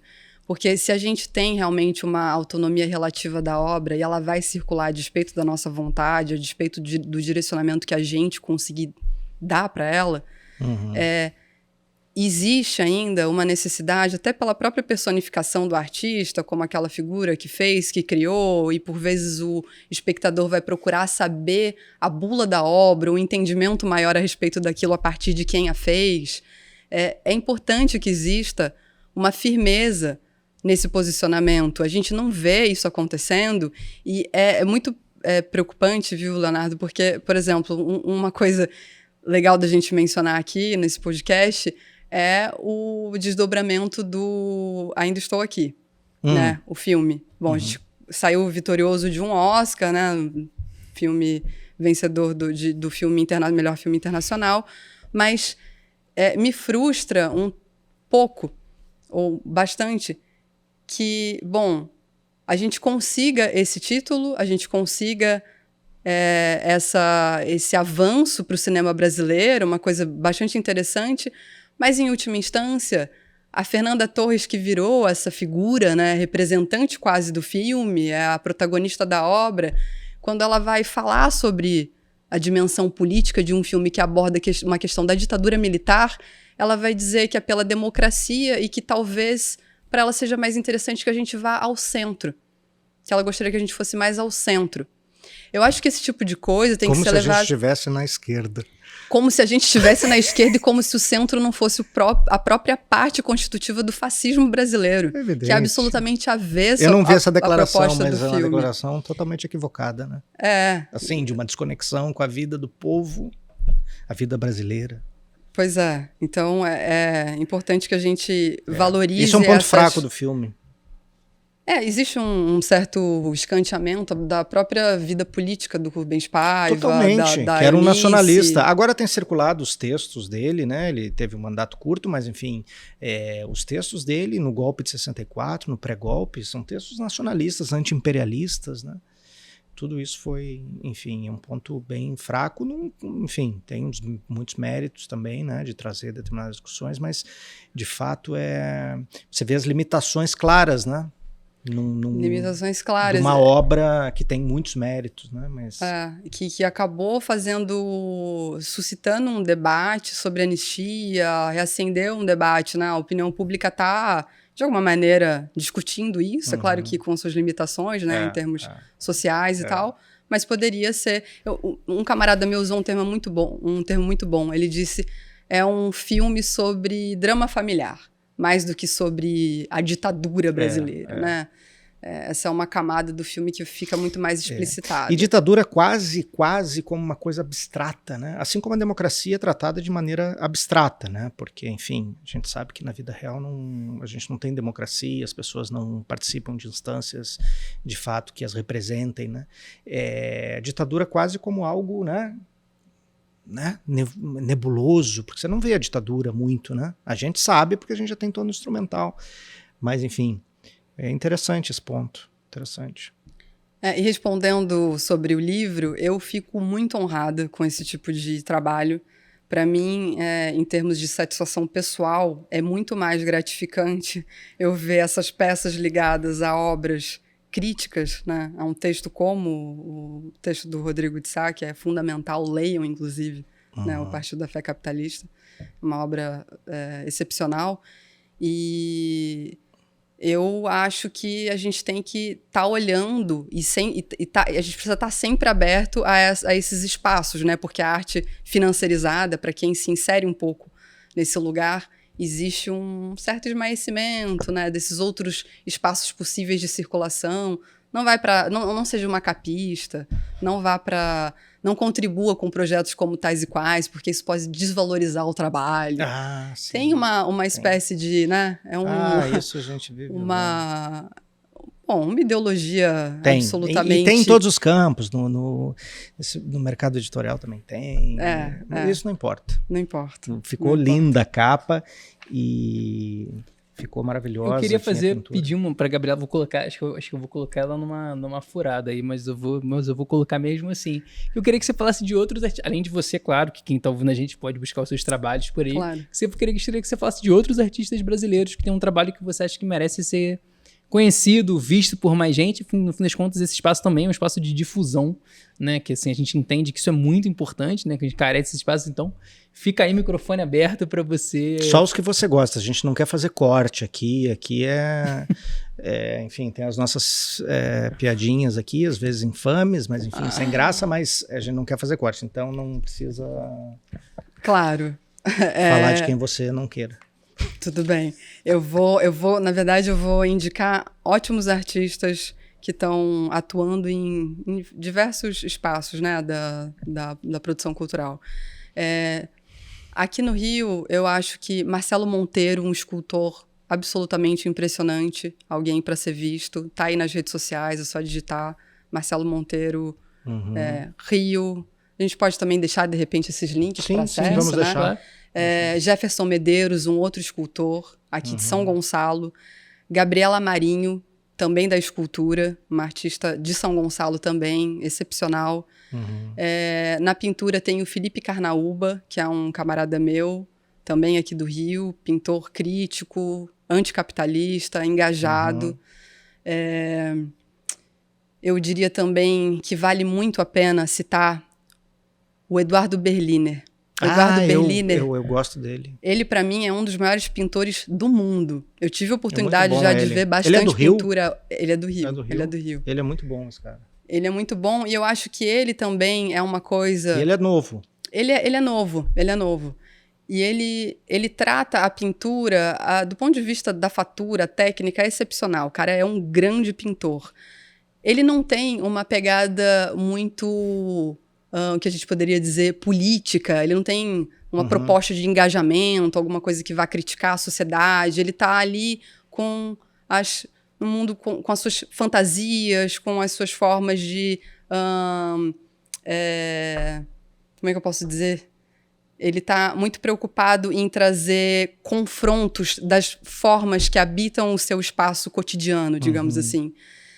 Mas isso é legal também para a gente pensar que nem sempre a arte que se diz política e engajada é a arte que vai suscitar boas retiradas daquela obra. Claro. Né? A gente tem que ter a capacidade de, inclusive, aí se a gente puder falar de alguma liberdade artística, mas eu acho que se trata muito mais da nossa capacidade de olhar para o que está sendo produzido e dizer, isso pode interessar a gente, porque enseja uma crítica como tal e qual, às vezes é uma obra de ficção, não tem absolutamente nada a ver com uma crítica ao capital, não tem absolutamente nada a ver com um horizonte socialista explicitado, né? Mas é parte da arte e parte de quem se encontra com essas peças, eu acho que é também extrapolar dentro do próprio horizonte político, né? A forma de produzir e de receber o que está sendo produzido. Eu acho o Eduardo Berliner fantástico, ele é realmente um cara que traz um deslocamento, um desconforto com a obra pela forma que ele trata, né, existe uma violência imanente também no trabalho dele, alguma coisa que incomoda, mas que no mundo afogado pelas imagens, eu acho que tem uma capacidade de deslocamento e de despertar muito interessante. É um desafio do pintor também. Hoje você diria que na pintura, você citou, não sei se foi uma coincidência, enfim, muitos escultores, né? Como é que é o Rio hoje no cenário, o estado do Rio, né? No cenário das artes plásticas no Brasil? Você tem uma cena muito pujante, assim, em comparação? Comparado com São Paulo, é menos. São Paulo tem uma articulação melhor, digamos assim, da arte financiarizada, né? Do movimento cultural em instituições, museus e galerias. O Rio, ele é um pouco mais morno, digamos assim. Mas o eixo sudeste ainda tem o seu grande... Aí sim a gente pode falar em privilégio, porque o capital atua mais aqui e olha mais para cá. Mas olha só, que você falasse também sobre as suas grandes influências, digamos. Você já citou em entrevistas, enfim, ou em conversas que a gente teve, Francis Bacon, né? Você morou na Irlanda um período, né? Francis Bacon, que aliás teve uma exposição, eu fui inclusive lá no MASP, não foi no MASP, lá em São Paulo, enfim, recentemente. Foi no MASP, não foi? Foi no MASP? Acho que sim. Eu não lembro onde fui. Mas enfim, muito boa e tal. E Francis Bacon... Foi no MAN. Numa? Pode ser. Agora eu não lembro onde foi. Tudo bem. E o muralismo mexicano, né, já com esse engajamento social muito, muito, muito forte, enfim, no contexto da Revolução Mexicana. E Portinari, um pintor comunista, né? Como é que você avalia, sobretudo, essa tradição, né? Nem tanto o seu Francis Bacon no início, mas essa tradição, digamos assim, de esquerdo, da pintura social, e aí pegando essas referências, né, no muralismo e no Portinari. Como é que você avalia hoje essa tradição? Então, bom, eu acho que o muralismo mexicano, ele tem uma característica importante que é a de estar sendo articulado num período pós-revolução. Né? Então, o Diego Rivera está tratando de um certo entusiasmo revolucionário nessas pinturas, né? Que é muito interessante. Eu acho que ele serve como, ali para a época, um incentivo, né? Um estímulo a essa identidade nacional, essa forma de manter um horizonte socialista aceso, mas me parece que também é uma certa celebração da Revolução Vitoriosa, né? E eu não sei até que ponto isso também ajuda a desengajar um pouco, em alguma medida. O Portinari, em contrapartida, está ali em outro contexto e talvez frisando muito uma certa ternura nas suas pinturas, né? De uma classe trabalhadora que precisa ser olhada com um pouco mais de compaixão, os retirantes. Eu sou fã do Portinari e tem muita gente que não gosta dele, inclusive do ponto de vista da pintura, mas da fatura.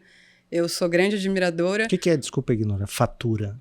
É bom a técnica que ele utiliza, problemas e questões da pintura em si, né, da sua prática mesmo.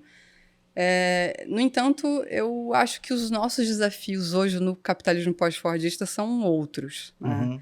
Eu acho que nem ternura, nem só ternura e nem só celebração de um horizonte que ainda não veio. A gente precisa ter alguma... se alguma conciliação for possível, são conciliações que só podem ser feitas a partir de problemas e soluções que emergem da classe trabalhadora e se ligam à classe trabalhadora.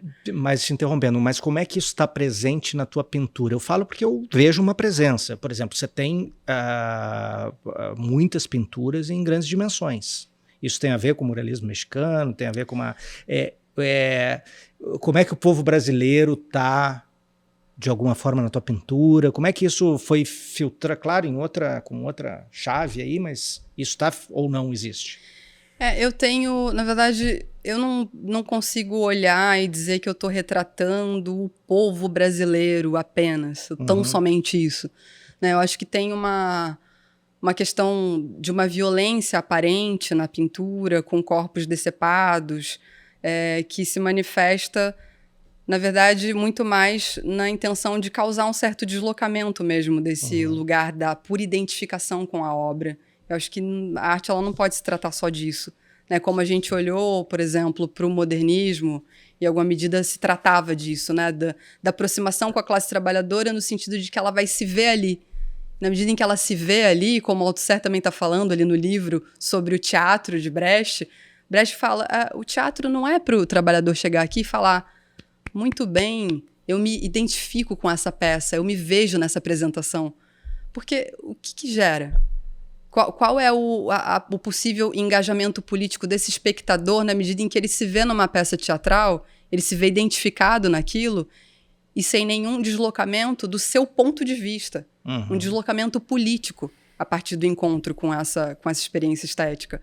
Eu acho que na pintura é mais ou menos por aí. O formato, eu diria que antes do muralismo mexicano chegar para mim, o Portinari, a minha grande influência foi a minha mãe.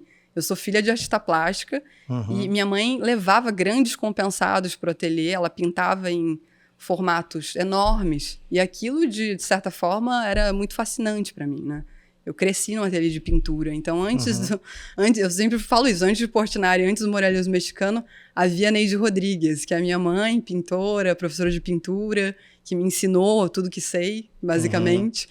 Então essa influência foi muito grande e eu acho que, de novo, nesse lugar que a gente está muito afundado pela alta capacidade de navegação da imagem, tudo é imagem, a gente circula e é tudo imagem, ela está realmente...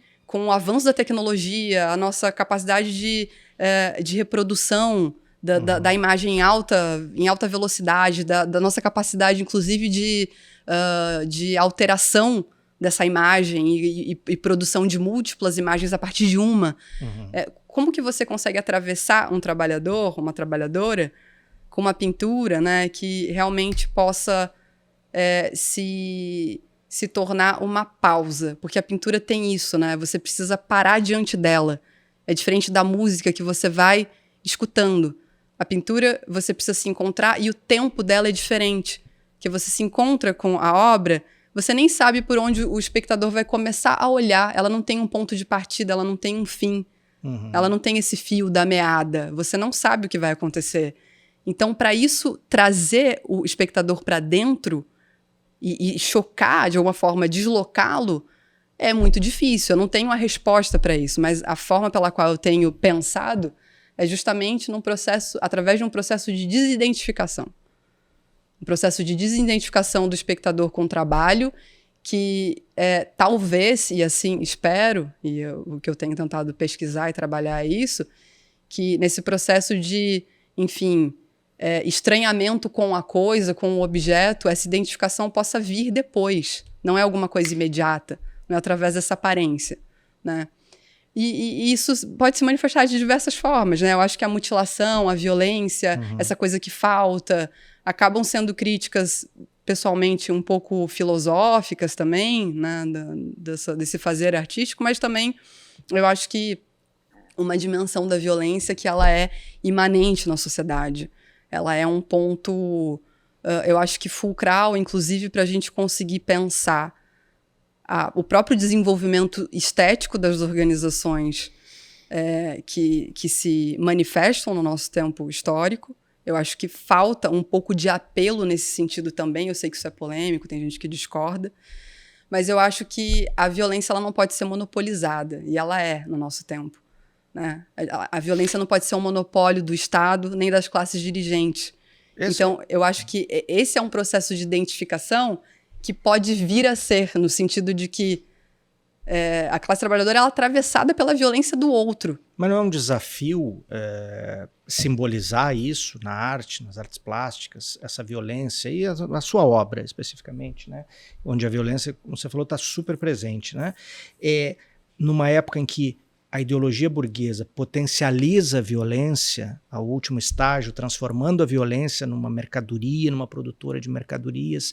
Isso não acaba sendo redundante de alguma forma? Não acaba perdendo a sua potência, já que a violência está tão banalizada? Eu acho que depende da forma que ela é apresentada. Acho que muito menos o conteúdo, mas a forma da pintura, a forma da musicalidade, a forma do cinema, do teatro, das performances presentes, que também, enfim... Eu lembrei de uma artista muito importante aqui do Rio de Janeiro também, que é a Fernanda Godoy, é uma performer, inclusive teve aqui na Da Vinci recentemente com a gente, e que trabalha essa dimensão da violência na sua apresentação.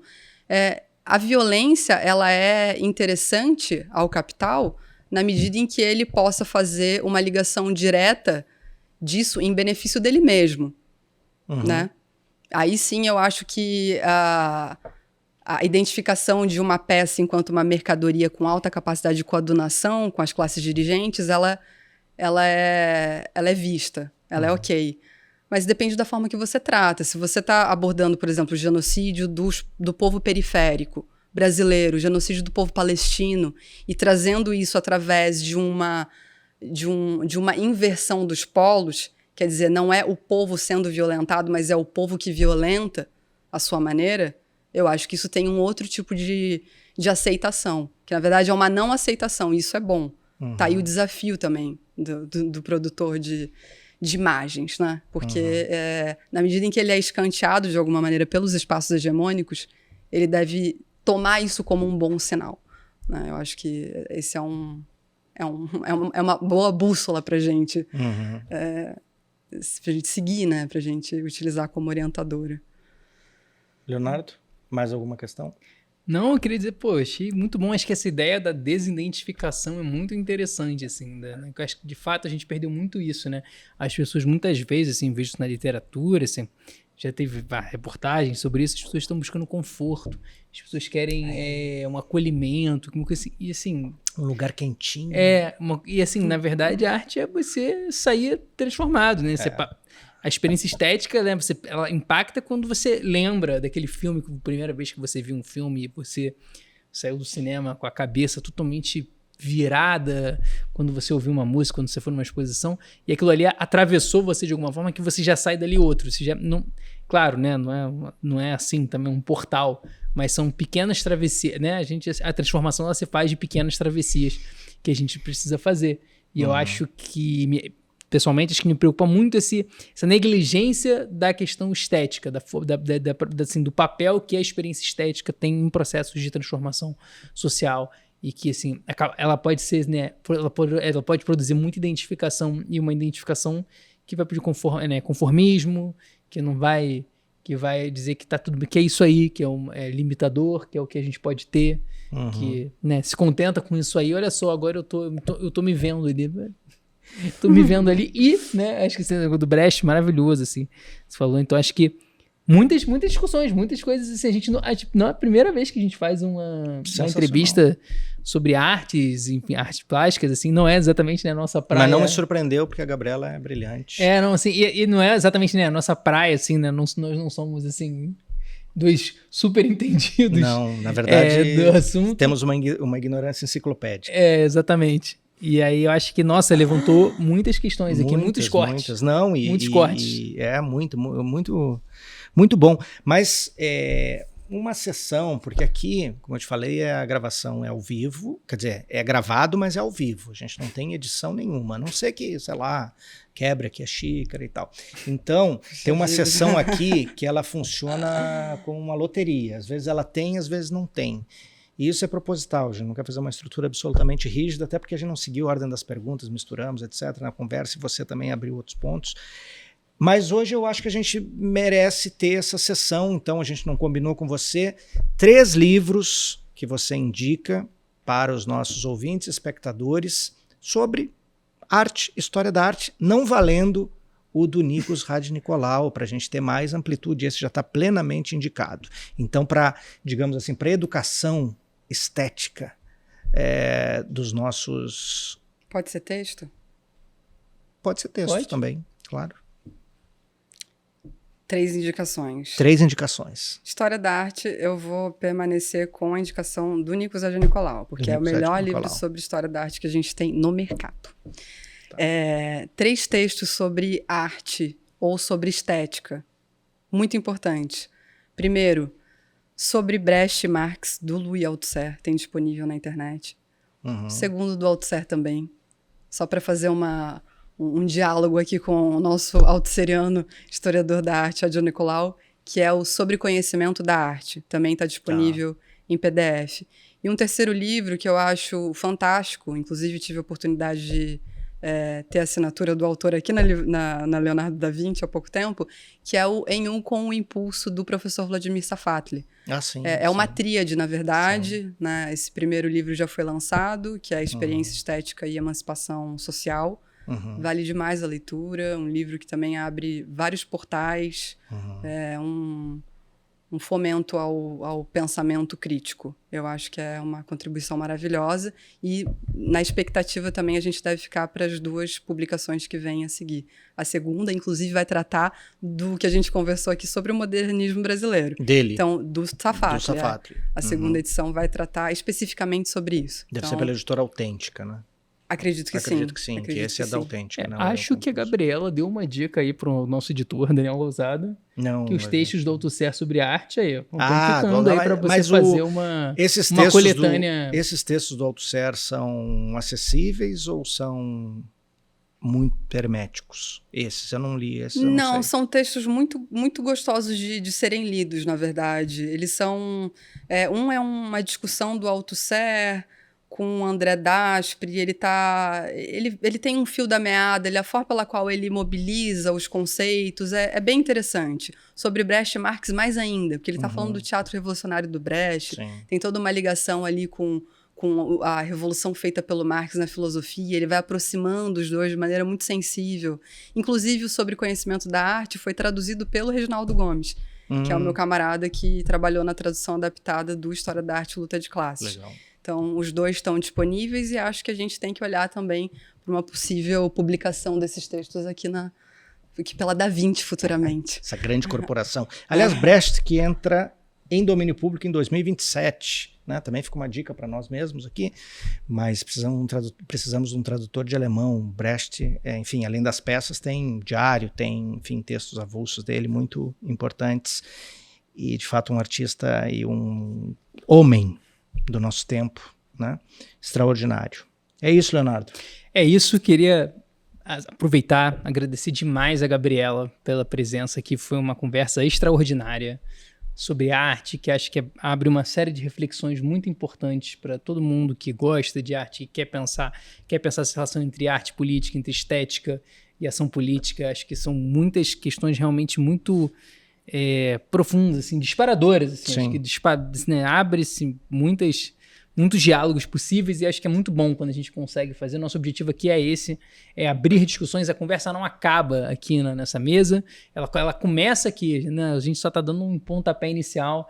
Por isso que eu acho muito bacana quando o pessoal vai lá, comenta no vídeo, discute. Tem isso, assim, é para isso, é para produzir encontros também, produzir reflexões, é para isso que a gente tem esse espaço, é para isso que a gente luta para continuar fazendo. Na verdade é para mudar o mundo, né? Que a mas... gente não explicita isso para não parecer arrogante, mas o objetivo é mudar o mundo. Mas alguém que deva acompanhar. É um grão de areia na mudança do mundo. Exato. É um grão de areia. Mas a gente tem que fazer a nossa parte. E uma coisa importante para finalizar aí, reafirmando as palavras do Leonardo, onde as pessoas te encontram? Quais os teus arrobas? Tá, eu tô no @Gabriela Fero no Instagram, é onde eu mais me articulo nas redes sociais, então acho que é o melhor canal para... As pessoas podem ver as tuas obras? Sim. Tem um site vindo, tá a caminho, mas por enquanto o Instagram é o melhor meio. Perfeito. Este foi mais um Subsolo, direto do mítico Subsolo da Leonardo da Vinci. Que horas são? 10 da noite. Quanto tempo de podcast? 1h50 de conversa agradável, estimulante e revolucionária. Certo? Muito obrigada, Daniel. Obrigada, Leonardo, pelo papo. Foi ótimo estar aqui com vocês. Agradeço demais a oportunidade e vida longa ao Subsolo. Obrigado a você. Muito bom, muito obrigado, Gabriela. Muito obrigado, Daniel. E muito obrigado a todo mundo que acompanhou a gente. E Marcelo. Nessa conversa. Marcelo, nosso diretor, claro. O homem do foco. Hoje a gente impôs desafios adicionais aí. Sim, mas ele recebe um poupudo salário para isso. Gente, muito obrigado. Queria agradecer muito a todo mundo que acompanha a gente. Curta, compartilhe, espalhe a palavra do Subsolo. Até a próxima. Tchau. Um abraço. Tchau.